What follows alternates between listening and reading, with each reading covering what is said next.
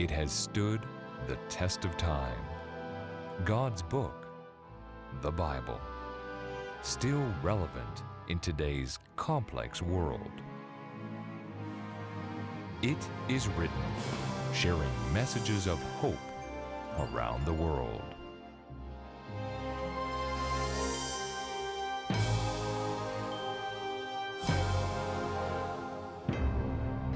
Hello, and thank you for joining us on It Is Written Canada. It is the Christmas season, a time of joy, a time of gladness, and a time of giving. And why do we think of giving at this time of the year? Well, it's really two words, and those two words are God gave. God gave us life, He gave us existence, and most of all, He gave us His Son. And we think of the coming of Jesus at this time of the year. It's called Christmas, after all, because Christ came to this world. And Jesus Himself told us it is more blessed to give than to receive. And so we have with us two very special guests here in the studio. We have Steve Matthews, who is the Executive Director of ADRA Canada. And we also have Anita Odondi, who is the Emergency Program Director of ADRA Canada. So thank you very much for joining us today, and welcome, and we feel honored to have you here with us today. Thank you. Thank you very much. So Steve, I want to start with you. As the Executive Director of ADRA Canada, how did you come to ADRA, and also why do you do this job? Sure. Well, I worked as an environmental engineer, that's my background, and as a project manager. And about 2 years ago, I was contacted by one of the members of the board of directors for ADRA Canada, who asked me to put my name forward for the executive director position. Through a lot of prayer and consideration, I did want to be able to take the skills that I had learned throughout my career and apply them more toward working full-time for the Lord. When this opportunity came up, I thought, here's kind of an answer to prayer. And we did pray as a family about this opportunity, and here I am. So what does ADRA do? So ADRA is the Adventist Development and Relief Agency. We're the humanitarian arm of the Seventh-day Adventist Church, and we operate as a worldwide network. We actually are in anywhere from about 130 to 140 countries around the world. It fluctuates depending on what's going on in different parts of the world. And Anita, what is ADRA's mission? ADRA's mission is to serve humanity so all may live as God intended. And we do this through justice, compassion, and love, so that the people who are underprivileged can live having the basic needs of life to survive, and the people who are more privileged have the opportunity to serve those in need, to give. Just like Mark said, it's all about we live to give, right? Yes. And when we give, we're so much more blessed ourselves through giving. So tell us, Anita, why are you part of ADRA Canada, and tell us some of the maybe experiences you've had. I am blessed to be part of ADRA Canada, and I have worked only with ADRA all my life. 19 years ago, when I was about to graduate from the Adventist University in Kenya, I needed to do my internship. So I joined ADRA Uganda, which is my home country, for my internship. And I got the opportunity to work in the programs department. And we had an HIV/AIDS project. When I went to the field and spoke with the mothers and children who had been infected with HIV, and some of them now had AIDS, they were sick, ADRA was giving them hope. ADRA was teaching them a healthier living style so that their immunity can be better. ADRA was giving them livelihood opportunities so that they are able to earn income and not have resort to negative coping strategies of life. I thought that this is what I want to do. I was touched by the fact that there was hope in a hopeless situation. Hopeless situation. I mean, they have AIDS, they're going to die. That was the thought then. It's no longer that today, but yes, it was a death sentence then. If you got AIDS, the next thing would be to dig your grave, basically. But ADRA was helping to to stop that from happening. So how long would a person be expected to live now with AIDS? Right now, if you have HIV, it will very rarely transition to AIDS, because AIDS is when the symptoms begin to come out. HIV is just having the virus. But you can live for as long as anyone who is not infected with HIV will live. There's medication, and there's much more research and solutions that have come. So when you started working with these moms and children that were infected with HIV, it just touched your heart, and you knew this is something that you wanted to do as a life work and as a ministry. So how did you end up in Canada from Uganda? Yes. So after I worked with ADRA Uganda for about 6 years in this project, which was a great opportunity because it prepared me for the other ADRAs that God called me to work. From Uganda, my husband and I moved to the Philippines because he had to do his master's, and I got to work with ADRA Philippines. After that, God called us to ADRA Indonesia. After that, and each one was about 1.5 to 2 years. After ADRA Indonesia, we went to ADRA Myanmar. And this is where I began to work in the emergency response, because there was the typhoons and cyclones. And then after Myanmar was Haiti, the earthquake that happened in 2010.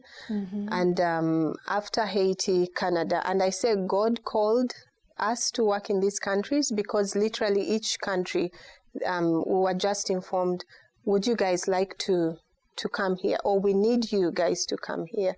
So God has been working all through, and I'm blessed that it's been with ADRA. So one of the things that ADRA does is advocate on behalf of education for children. And so we are going to watch a little video right now, and then we'll come back after break and talk about that video.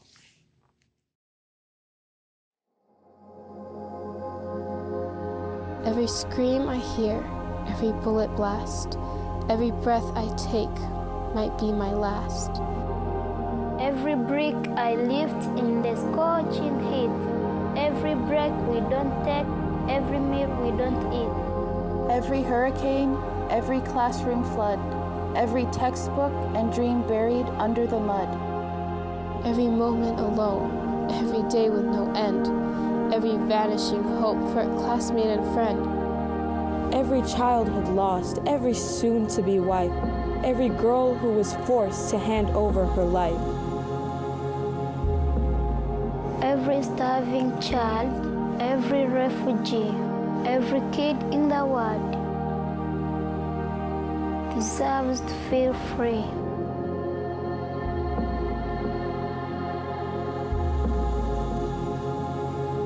So enough with the screams and the bullet blasts. In school, I feel safe from the violence at last. Enough with the bricks and the heat of the day. In school, I can finally learn, eat, and play. Enough with the storms that cause chaos and pain. In school, we keep learning in spite of the rain. Enough with the lonely days, all on my own. In school, I have friends and a welcoming home. Enough with the girls who are forced to be wives. In school, girls take back the control of their lives.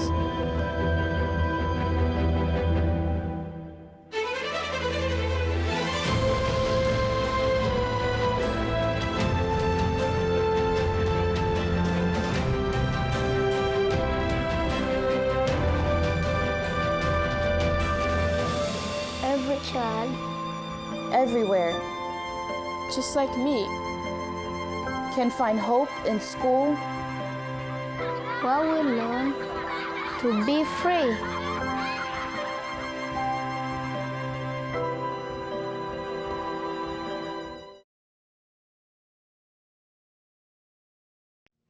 So after looking at that short video clip, we can see that ADRA's main focus or special focus is on education. So why education, Steve? Well, when you look at some of the challenges around the world and some of those keys for unlocking poverty, we see that education is very instrumental in that. So right now there are about 262 million children around the world that are out of school. When you don't have an education and you don't have access to education, it becomes very difficult to get out of the cycle of poverty. So I mentioned earlier that I spent the early part of my career as a project manager, and what I did was build schools. I built schools in Newfoundland is where I had spent my career for that part. When we build a school, the school would, I remember building a high school, and this high school had a daycare in it. And at the time I asked, why is a daycare designed in the school? And it was actually there for the students. So it was there for the young mothers that became pregnant and still wanted to get an education. And thankfully in Canada we have that access. Getting pregnant doesn't mean that's the end of the education for the mother. So 2 weeks ago I was in Rwanda, and while visiting there, I met with a teen mothers group. In this community, in their culture, when a young lady becomes pregnant, especially out of wedlock, they're actually basically sent out of the community. So they were telling me about an island that was, they were close to the border with Tanzania, and there was an island where they would put the mothers off on this island when they become pregnant. The thing about it is it was waters that were also filled with crocodiles. And so if they were eaten by crocodiles, that was their sentence. That's how things went for them. So when I met with these young ladies, there were 12 young ladies between the ages of 15 and 18. And asked, how many of you are in school now? And the answer was 0. I asked, how many of you, the fathers of your children, are involved in your lives? And the answer again was 0. And then I said, how many of you would like to go to school? And every one of them put their hand up to say they wanted to go to school, but they don't have that access. And these are some of the barriers that at ADRA we try to break down, is to break down those barriers that prevent young people from being able to go to school. If every girl were able to get an education, there would be a reduction of about 50% of child deaths, about 64% of young children being married off, and these are 11, 12, 13-year-old children who are married off to men, sometimes 50, 60 years old. Oh boy. And then also a reduction of almost 60% of teenage pregnancies. That's why we focus on education. Another area is when we look at refugee situations, when we look at refugees, they are about 5 times less likely to have access to education.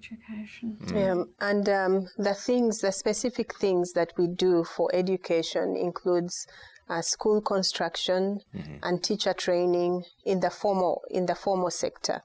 But we also have refugees, as Steve said, who are the children are neither in their home country system and they are not in the new country system. So there are transition centers, for example, where we provide training for the refugees. And in the refugee camps and settlements, we also have informal schooling, like child-friendly spaces or education centers. But also there are children who have the schools are there, but they are not able to go to school because they don't have sanitary pads, for example, the girls. So we provide things like that. Solar lamps, because the schools might be there, but there's no electricity to do the homework or do revision for their studies. So solar lamps, as well as rescuing girls, especially children, but mostly girls, from child trafficking and things like that, to make sure that they get their education. So how can our viewers get involved? And I'm glad you went there, because that was the next thing I wanted to say is when you think about the video that we just showed, at the end of that video there's a link that shows where they can go. So if you go to inschool.adra.org, there's a petition that we're trying to get 1 million signatures before June of 2020.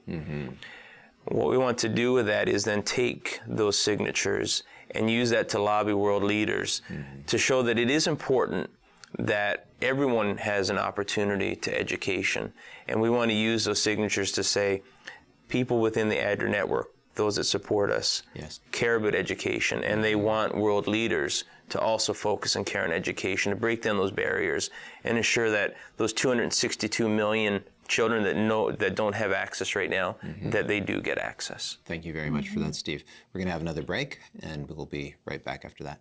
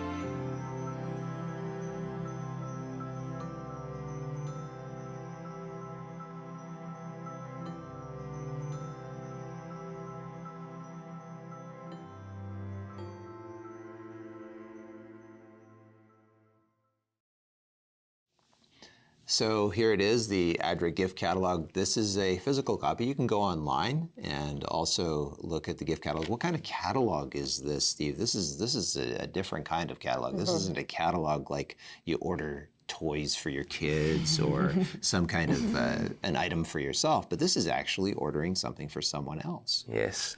I remember as a kid looking through the catalog, and that's how you'd pick out the toys that you wanted. Exactly. And I grew up in a very small community in Newfoundland where you actually, you would go, that would be the way to shop for your Christmas gifts, was to look through that catalog. Me too, But this is a different catalog. This is one where you can actually buy gifts to help people in other parts of the world. Yes. And even here locally in Canada, because we do have needs in Canada as well. Exactly. So I want to give just an idea of what maybe some of the viewers may, just to kind of give some thoughts as to how they could use this gift catalog. So our family, we've done this a couple times now where we've actually used the gift catalog as a way to give gifts for family members.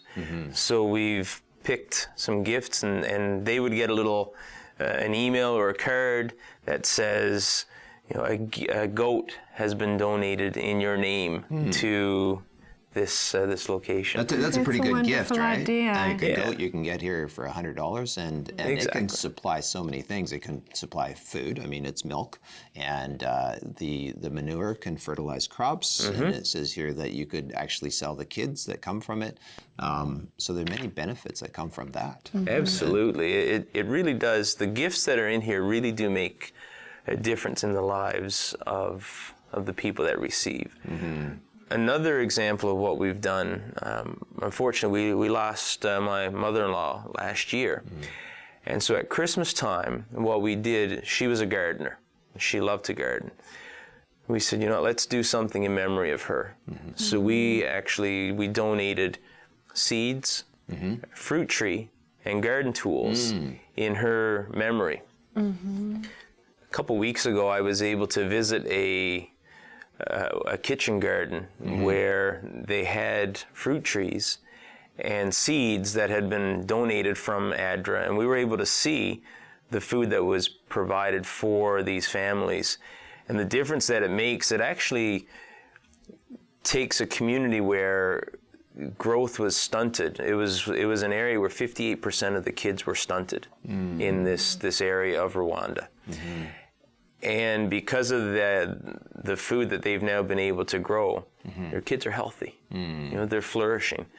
So when you're able to look and say, this is what a gift from our gift catalog can do, it just really is so much more rewarding than some of the other gifts that you can give at this time of year. That's very rewarding. I also think of the hygiene items gift that is in there.